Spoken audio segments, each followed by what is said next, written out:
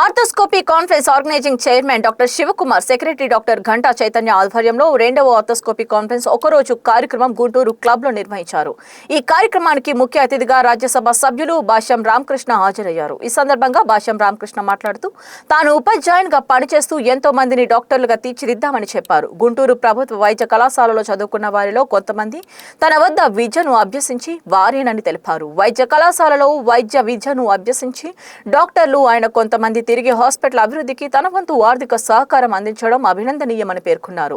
ఇలాంటి వైద్య సదస్సులు వైద్య వృత్తుల్లో ఉన్న మీకు ఎంతగానో తోడ్పడతాయని చెప్పారు. అనంతరం ఆర్థోస్కోపీ కాన్ఫరెన్స్ ఆర్గనైజింగ్ చైర్మన్ ఘంటా చైతన్య మాట్లాడారు.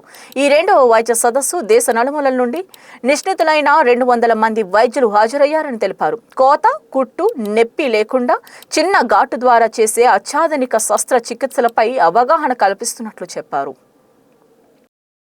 అందరికీ నమస్కారం. నా పేరు doctor Ghanta Chaitanya, organising secretary. ఈ సెకండ్ గుంటూరు ఆర్థ్రోస్కోపీ కాన్ఫరెన్స్ అంటే ఇది మూడోసారి మేము చేయడం జరుగుతుందండి.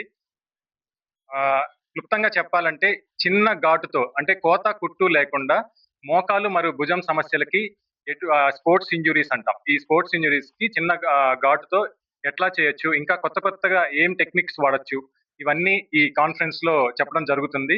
నేషనల్ వైడ్ గా అంటే భారతదేశంలో వివిధ నగరాల నుంచి ప్రముఖ వైద్యులు వచ్చిన్నారు. లైవ్ సర్జరీస్ మరియు వర్క్ షాప్స్, సైంటిఫిక్ సెషన్స్ ఇవన్నీ జరుగుతూ ఉన్నాయి. ఆల్మోస్ట్ నియర్లీ 150 నుంచి 200 మంది ఆర్థోపెడిక్ వైద్యులు పాల్గొనడం జరిగింది.